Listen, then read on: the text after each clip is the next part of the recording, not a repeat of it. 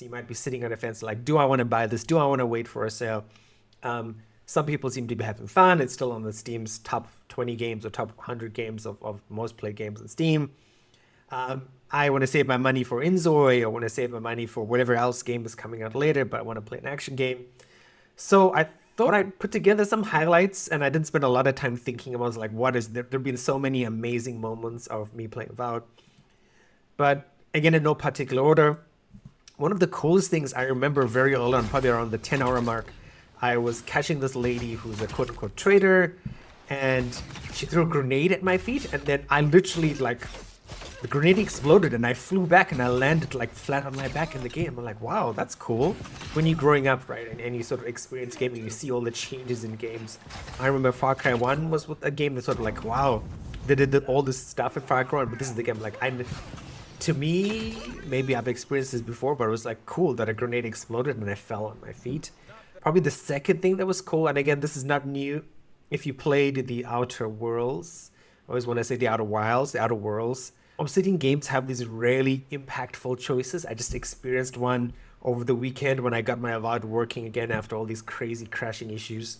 But yeah, like really impactful choices that gonna haunt you for weeks and weeks and weeks and or months or years, however long, but you make some choices, some good, some bad, and it's impactful, right? Stuff that sticks with you. So definitely the highlights are going to be the choices.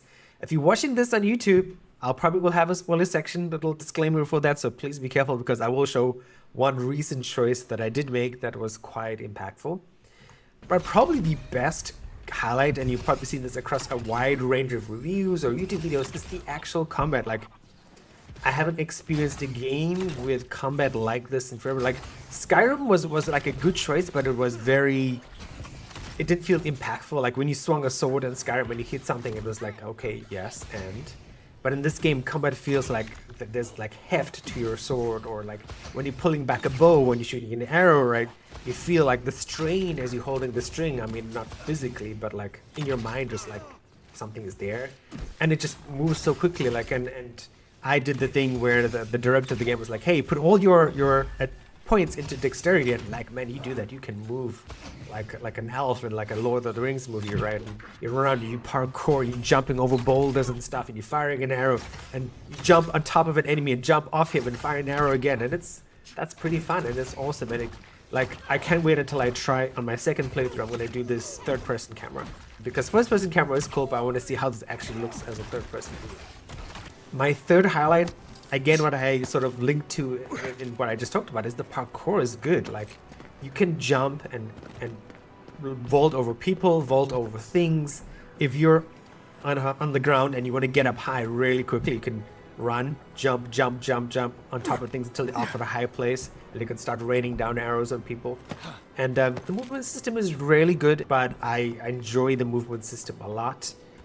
And the last thing, of course, is just great dialogue. And I'm not talking about the dialogue you do with other people. I'm talking about the dialogue as you're walking through the game and your companions say stuff to each other, and sometimes they joke about things. And when you're camping and you listen to, so like they're talking to each other, they're not talking to you.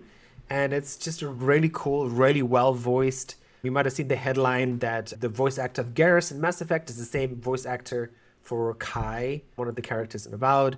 So again, if you're a Mass Effect fan, you like that guy, yeah, he's in there, and he's a really good character. Avowed's not perfect, but it's super fun, and there's so many gameplay highlights.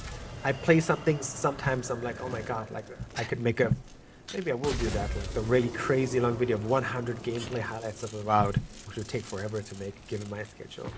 But if you're still on the fence, have a look at some of these highlights, have a look at some of the other videos I've done. I am playing a very strict build. I have not unleashed a sword since my second hour of the game. I'm about 24 hours in at the moment.